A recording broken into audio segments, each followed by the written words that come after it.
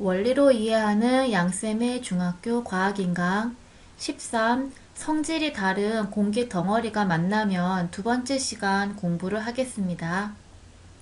기단은 세력이 커지거나 작아지면서 성질이 다른 기단이 만나게 돼요. 성질이 다른 기단이 만나면 어떤 현상이 나타나는지 실험을 통해서 알아보도록 할게요.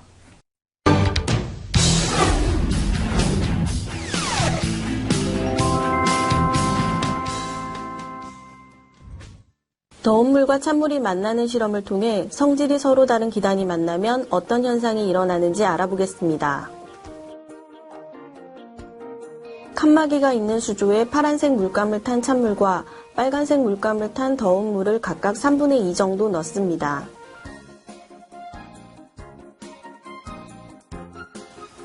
수조에 칸막이를 들어 올리면 더운 물과 찬물이 만나게 됩니다.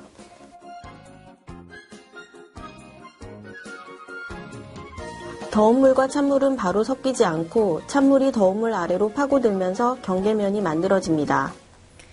따뜻한 물과 찬물은 바로 섞이지 않고 밀도가 큰 찬물이 밀도가 작은 따뜻한 물 아래로 파고들면서 경계가 만들어지게 돼요. 원래 밀도가 큰 것이 밀도가 작은 것보다 아래로 가라앉잖아요.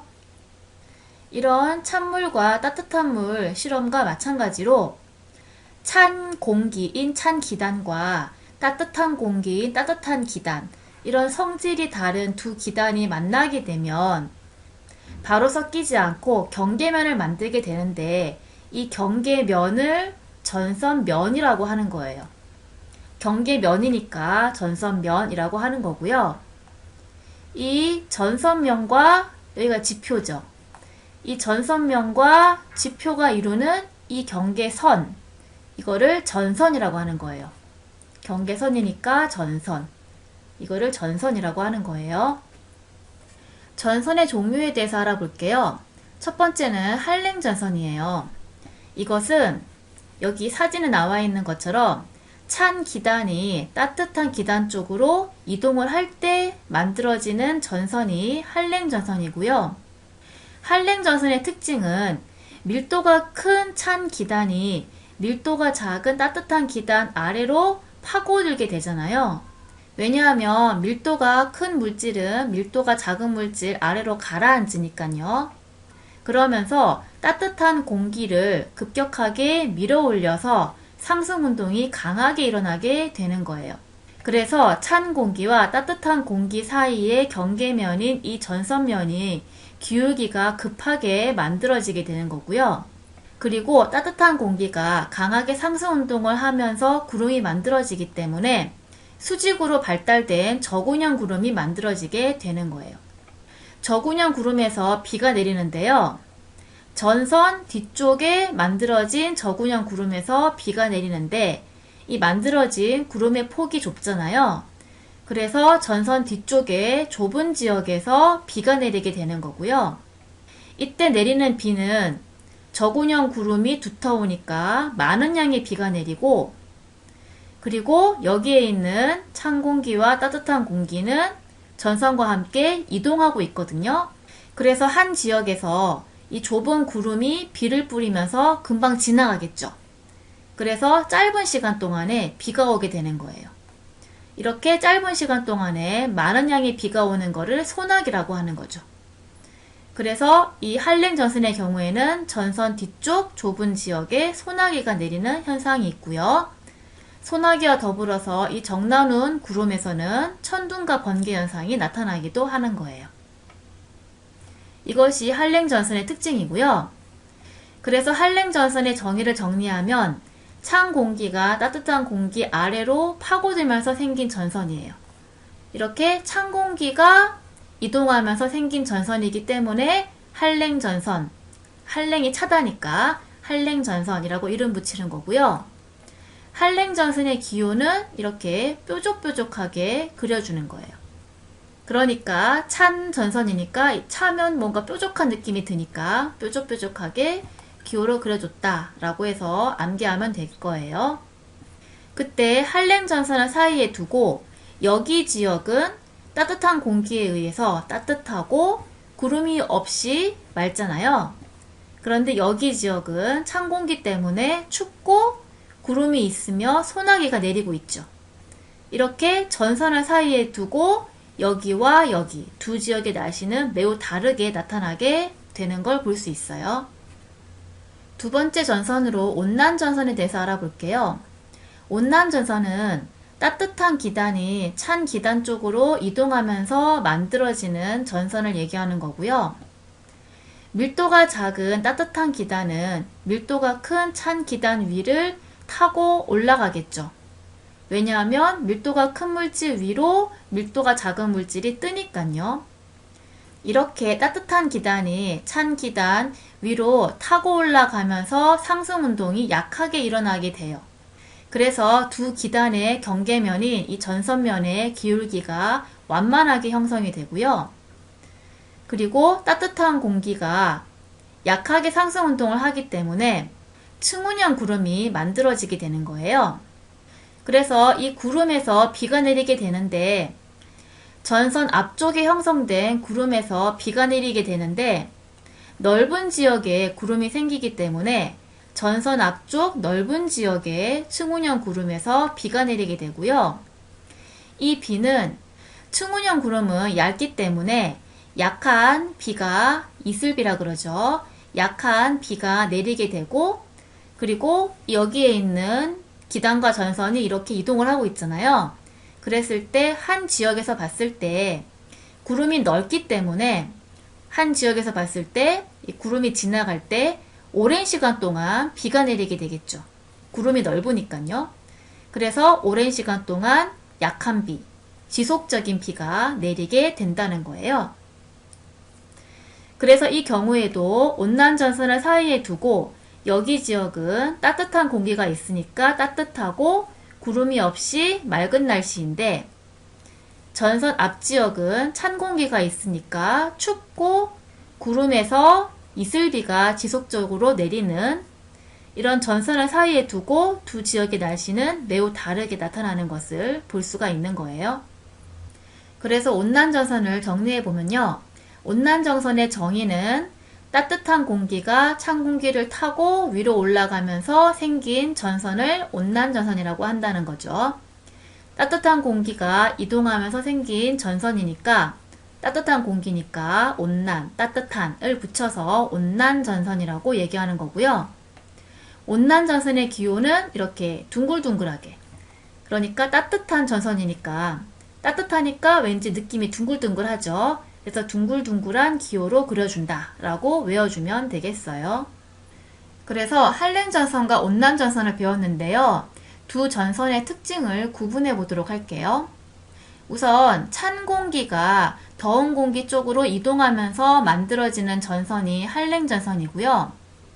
더운 공기가 찬 공기 쪽으로 이동하면서 만들어지는 전선이 온난전선이에요. 전선면의 기울기를 비교해 보면요. 한랭전선은 전선면의 기울기가 급하고요. 온난전선은 전선면의 기울기가 완만한 걸 볼 수가 있어요. 구름의 종류를 보면요. 한랭전선은 전선 뒤쪽에 저군형 구름이 형성되고요. 온난전선은 전선 앞쪽에 층운형 구름이 형성되어지는 거죠. 비의 형태는요. 한랭전선은 전선 뒤쪽에 있는 저군형 구름에서 비가 내리는데 좁은 구역에 소나기가 내리게 되고요. 온난전선은 전선 앞쪽에 층운형 구름에서 비가 내리는데 넓은 구역에 지속적인 약한 비가 내리게 되는 거예요. 여기까지는 다 앞에서 얘기했던 거고요. 그리고 찬 공기, 더운 공기 또 이 두 전선 전부 다 이렇게 보다시피 이동을 하고 있는데요. 이때 한랭전선과 온난전선의 이동 속도가 달라요. 이동 속도를 비교해 보면요. 한랭전선은 이동 속도가 빠르고요. 온난전선은 이동 속도가 느려요. 왜냐하면 한랭전선은 밀도가 큰 찬 공기가 밀도가 작은 따뜻한 공기 아래로 파고들면서 전선을 빠르게 밀어붙이기 때문에 온난전선보다 한랭전선이 이동 속도가 더 빠른 거예요. 온난전선은 그냥 더운 공기가 찬 공기 위로 서서히 타고 오르는 거니까 이동 속도가 더 느린 거예요. 전선의 종류 세 번째로 폐색 전선에 대해서 알아볼게요. 그림에서 보시면 이 전선은 찬 공기가 따뜻한 공기를 밀어올리는 한랭 전선이고요. 이 전선은 따뜻한 공기가 찬 공기를 타고 오르는 온난 전선이잖아요. 이렇게 한랭 전선과 온난 전선이 있을 때 앞에서 얘기했는데 한랭 전선이 온난 전선보다 이동하는 속도가 빠르잖아요. 그래서 지금 한랭 전선과 온난 전선이 다 이쪽으로 이동을 하고 있는데 이 한랭 전선은 앞서가던 온난 전선보다 이동 속도가 빠르기 때문에 시간이 지남에 따라서 온난 전선은 조금 이동하는데 한랭 전선은 많이 이동하잖아요. 그래서 시간이 지남에 따라서 두 전선 사이의 거리가 점점 좁아지게 되겠죠. 그러다가 나중에는 이 한랭 전선과 온난 전선이 겹쳐지게 되겠죠. 이렇게 한랭 전선이 온난 전선보다 이동 속도가 빠르기 때문에 나중에는 온난 전선에 한랭 전선이 뒤쫓아오면서 온난 전선과 한랭 전선이 겹쳐지게 되잖아요. 이렇게 겹쳐지면서 생긴 이 전선을 폐색 전선이라고 하는 거예요. 그러니까 말 그대로 다들패죠. 그래서 이렇게 전선이 닫혀 있는 모양이니까 폐색 전선이라고 하는 거고요. 기호를 그릴 때에는 온난 전선과 한랭 전선을 겹쳐서 그려주면 되는 거예요. 그래서 여기를 보시면 이게 온난 전선이고 이게 한랭 전선인데 지금 겹쳐져서 폐색 전선을 형성하고 있는 모습이고요. 이렇게 폐색 전선이 형성이 되면 한랭 전선 뒤쪽이랑 온난 전선 앞쪽에 이 넓은 구역에 비가 내리게 되겠죠. 그러면 폐색 전선에 대해서 영상을 보도록 할게요. 그리고 이제 이 전선에서 온난 전선보다 한랭 전선이 이동 속도가 빠르잖아요. 그래서 시간이 지나면 온난 전선은 느리게 이동하는데 한랭 전선은 이렇게 빠르게 이동하죠. 그래서 두 전선 사이의 거리가 좁아져요. 또 느리게 이동할 때 한랭 전선이 빠르게 이동하면 결국 두 전선이 겹쳐지게 되죠. 그래서 이렇게 폐색 전선이 만들어지게 되는 거죠. 마지막으로 정체 전선에 대해서 알아볼게요. 우리나라인데요. 우리나라 6월 달에는 북쪽에 이 오호츠크의 기단이 우리나라 쪽으로 세력을 확장해서 우리나라에 오호츠크의 기단이 들어오잖아요. 그래서 우리나라가 서늘하고 습한 날씨가 된다라고 배웠었죠. 그러다가 7월 달이 되면 남쪽에 있는 북태평양 기단도 세력을 확장하는 거예요. 그래서 이 북태평양 기단이 세력을 확장하면서 오호츠크의 기단을 북쪽으로 밀어내게 되는 거예요. 그래서 북태평양 기단과 오호츠크의 기단, 이 두 기단이 우리나라에서 만나서 오랫동안 두 기단이 머물면서 정체전선을 형성하게 되는 거예요. 이렇게 두 기단의 세력이 비슷해서 한 곳에 오랫동안 머물면서 생기는 이 경계선인 전선, 이거를 정체전선이라고 하는 거예요. 그러니까 말 그대로 한 곳에 오랫동안 정체되어 있으니까 정체전선이라고 얘기하는 거고요. 기호를 쓸 때에는 여기 보시면 북태평양 기단은 따뜻하니까 이렇게 온난한 기호를 쓰는 거고 오호츠크의 기단은 차가우니까 이렇게 한랭한 기호를 써서 이와 같은 기호로 정체전선의 기호를 써주면 되는 거예요. 그래서 7월 달에는 오호츠크의 기단과 북태평양 기단이 정체전선을 형성하기 때문에 장마가 발생하게 되거든요. 그래서 우리나라에서 7월 달에 형성되어지는 정체전선은 장마전선이에요. 왜 장마가 형성이 되냐면 두 기단의 이 경계인 장마전선에서는 북태평양 기단은 고온 다습하잖아요. 오호츠크의 기단은 저온 다습하잖아요. 그래서 북태평양 기단은 고온, 온도가 높으니까 밀도가 작아서 이 오호츠크의 기단이 저온, 온도가 낮아서 밀도가 크죠.